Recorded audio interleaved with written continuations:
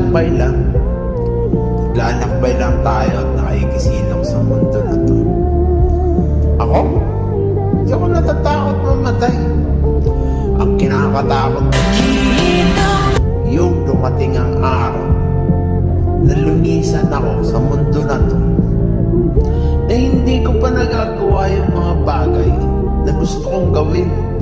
Hindi ko pa nagagampanan kung ano talaga ang purpose ko dito sa mundo na to. Hindi ko pa naitutuwid yung mga pagkakamali na nagawa ko ng aking kabataan. At hindi ko pa napupunuan yung mga pagkukulang ko sa pamilya ko.